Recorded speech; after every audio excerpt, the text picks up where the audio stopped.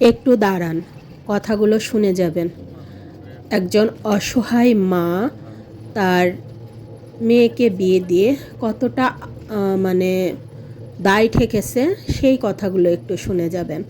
আসলেই কি মেয়ের মারা এরকম দায় ঠেকে যায়? সত্যি অনেক ঘরে এমন অসহায় মা বসবাস করছে যার মেয়েকে বিয়ে দিয়ে তারা একটুও শান্তিতে নাই। এই আপাটার মেয়ে ভোটের রাত্রে এতটাই অসুস্থ হয়ে পড়ে যে কোনো জায়গায় ডাক্তার বা তার যে কন্ডিশন সেটা দেখে কেউ গায়ে হাত দেয় নাই।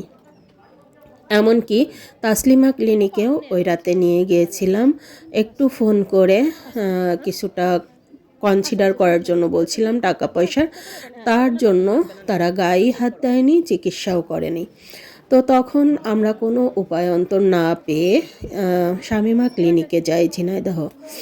তো ওখানে গিয়ে তাৎক্ষণিকভাবে ডাক্তার দেখেন, দেখার পরে বলল নর্মালেই হবে, কিন্তু একটু কষ্ট করতে হবে।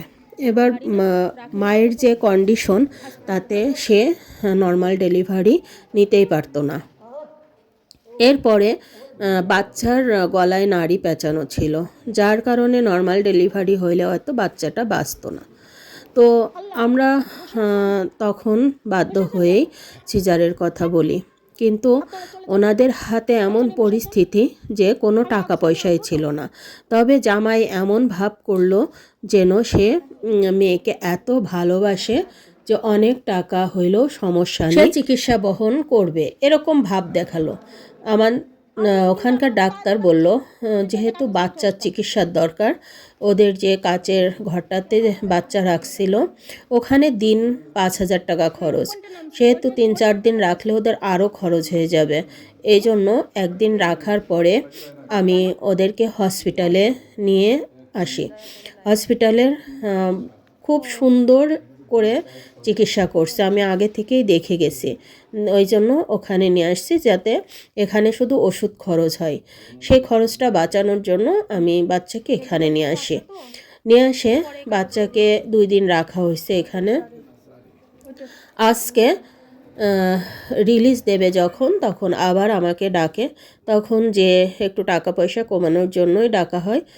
তারপরে যখন যে কথা বললাম, আমি বেশ কিছু টাকা কমায়েছে তারা। অনেক ধন্যবাদ যে এখনও মানবিক কিছু মানুষ আছে যার জন্য গরিব মানুষ এখনও বেঁচে থাকে। তো যাই হোক, অনেকটা কমাইছে আলহামদুলিল্লাহ। তারপরে ওষুধের টাকাটা দিয়ে ওদের অনেক টাকায় আসলে খরচ হয়েছে, মোট 22,000 টাকা ওখানে দিয়ে এই হসপিটালে চলে আসা। তো হসপিটালে আসার পরে ওই জামাই কি করছে, বউ নিয়ে ছেলে অমন অবস্থায় খুলে নিয়ে চলে গেছে যশোরে।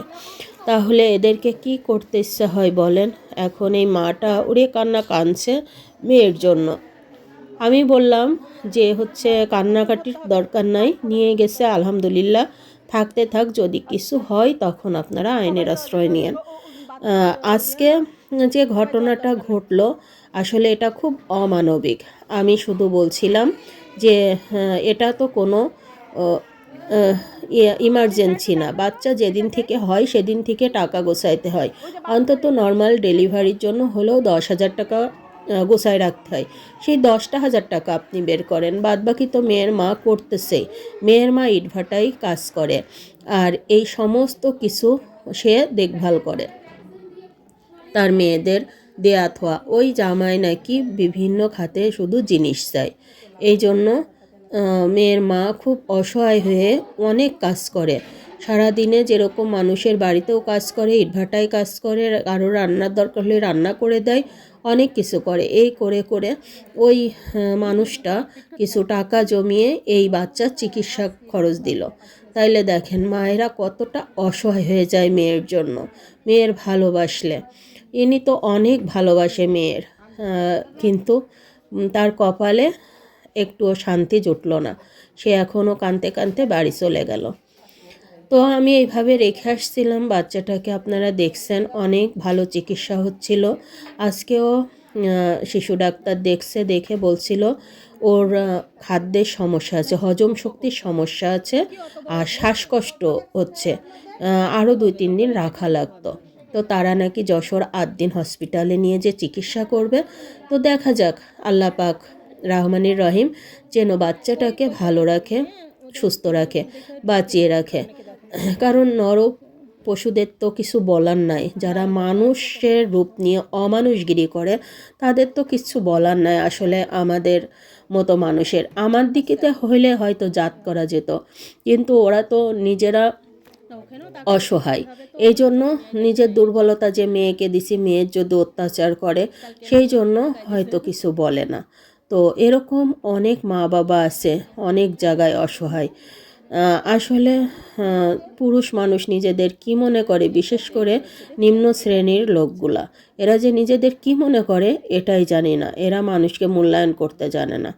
তো সবাই ভালো থাকবেন। আমি বাচ্চাটার জন্য আবারও দোয়া চাচ্ছি, সবাই দোয়া করবেন। ভালো থাকেন। আল্লাহ হাফেজ। আসসালামু আলাইকুম।